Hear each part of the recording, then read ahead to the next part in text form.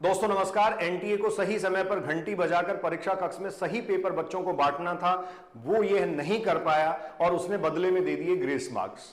Exam पर चर्चा करने वाले, परीक्षा पर चर्चा करने वाले और एग्जाम पर टिप्स देने वालों को यह करना था कि पिछले 10 साल के कार्यकाल में एनटीए जैसी परीक्षा एजेंसियों को संवेदनशील बनाना था, उनकी जिम्मेदारी तय करनी थी, पेपर लीक से संबंधित सख्त कानून बनाने थे, लेकिन वो भी यह नहीं कर पाए। अमीर लोगों के लिए, बड़े क्रिमिनल्स के लिए कोर्ट रात में और छुट्टी के दिन भी खुल जाते हैं, लेकिन क्या आम बच्चे के लिए ये नहीं खुलेंगे?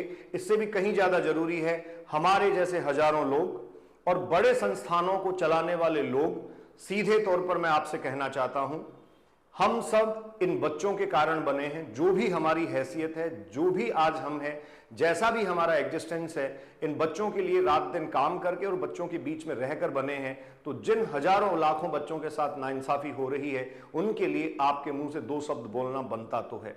हमें हमारी सफलता का जश्न मनाना चाहिए, हमें 720 मार्क्स का जश्न डेफिनेटली मनाना चाहिए, हमें नंबर ऑफ सिलेक्शंस को भी निश्चित तौर पर बताना चाहिए, लेकिन साथ में हमारी जिम्मेदारी उस निचले पायदान तक के बच्चे के लिए बनती है जो हमारे क्लासरूम में बैठकर हमें सुनता है, समझता है और हमारे पे उम्मीद और भरोसा करता है। उसके भरोसे से जोड़ूं अगर बात, तो सिस्टम की बात आती है।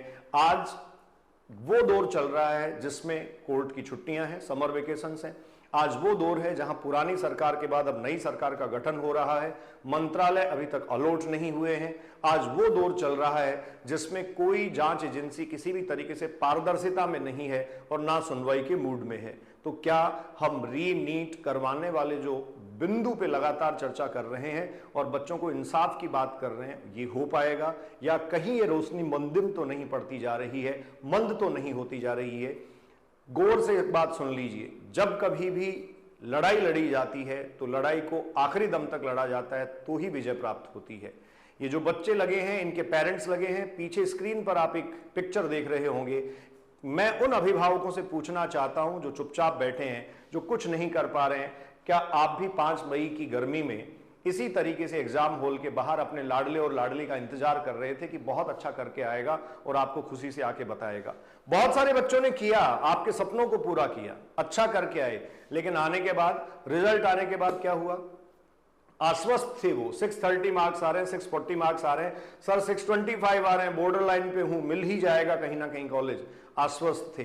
उनके सपनों को, उनकी उम्मीदों को, उनके हौसलों को किसने तोड़ा? मानसिक तनाव में वो जी रहे हैं। जिम्मेदारी किसकी बनती है? सरकार की, जांच एजेंसियों की, परीक्षा कंडक्ट करवाने वाली एजेंसी की। क्या स्वतः संज्ञान लेके ये सब नहीं किया जा सकता? खैर, किया जा सकता है, नहीं हो रहा है। हमें क्या करना है सुन लीजिए।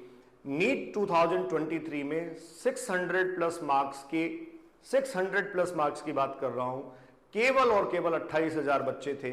सब इस बार आकलन कर रहे थे कि 600 प्लस मार्क्स के बच्चे बढ़कर 32, 33, 35,000 ज्यादा से ज्यादा हो सकते हैं, लेकिन अगर ये 90,000 तक जा रहे हैं तो लार्ज स्केल पर चीटिंग हुई है, बड़े पैमाने पर घोटाला हुआ है। एनटीए ने अपना एक एक्सप्लेनेशन दिया, नोटिफिकेशन जारी किया।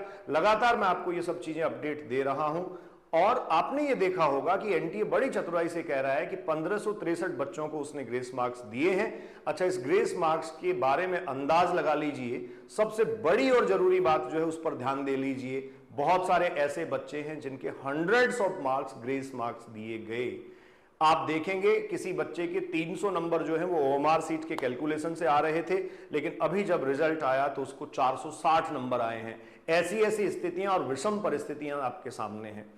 720 आउट ऑफ 720 का बखेड़ा खड़ा हुआ तो पता लगा कि आंसर की जब रिलीज हुई थी, प्रोविजनल आंसर की, तो केवल 17 बच्चों को 720 आउट ऑफ 720 थे, वो नंबर बढ़कर 67 हो गया। अब जब एक टॉप रैंक जो है, ऑल इंडिया रैंक फर्स्ट है, उस पे इतना घपला और बवाल है, तो आप ये देखिए कि पिछले सालों के कंपैरेटिवली ये ऑलमोस्ट 60,000 स्टूडेंट्स एंटर कैसे हो गए। पेपर लीक डेफिनेटली बहुत बड़ा मुद्दा है। बिहार पुलिस ने इस पर कार्रवाई भी की। जल्द से जल्द ये जांच एजेंसियां स्वतः संज्ञान लेते हुए इन मामलों को निपटाएं। मामला हाथ से तब बिल्कुल निकल जाएगा जब एनटीए डीजीएचएस कोई रिजल्ट प्रोवाइड कर देगा और वो एमसीसी को काउंसलिंग प्रोसेस के लिए कह देगा। जैसे आसाम जैसे स्टेट में नीट की काउंसलिंग प्रोसेस के लिए कवायद शुरू हो गई है। अगर एक बार काउंसलिंग प्रोसेस हुई, रिजल्ट आपका जो है वो अपडेट करके काउंसलिंग प्रोसेस के लिए दे दिया गया, फिर कुछ नहीं होने वाला है। जिन लोगों के साथ नाइंसाफी हुई है वो कोर्ट का रुख करें, कोर्ट का दरवाजा खटखटाएं। सुप्रीम कोर्ट के दायरे में डायरेक्ट पिटीशन फाइल करना बिल्कुल नहीं आता है। आप अपने एरिया, अपने क्षेत्र के जो हाई कोर्ट है, जिसका एक अपना डेफिनेट ज्यूरिडिक्शन एरिया होता है, एक न्यायिक क्षेत्र होता है, वहां अपील करें, मदद लें। कुछ लोग मिलकर ये काम कर सकते हैं। हम पढ़ाने का काम रखते हैं, हम लोग पढ़ाते हैं, लेकिन उसके बाद भी अपनी जिम्मेदारी का निर्वहन करने के लिए सदैव आपके साथ तैयार खड़े हैं। मैं MM बरडोदिया अभिव्यक्ति के माध्यम से आपसे मुखातिब हो रहा था। आप लगे रहिए, हर दम बच्चों के साथ, बच्चों की आवाज उठाने के लिए मैं तत्पर और तैयार खड़ा हूं। Enjoy your life, be safe, thank you.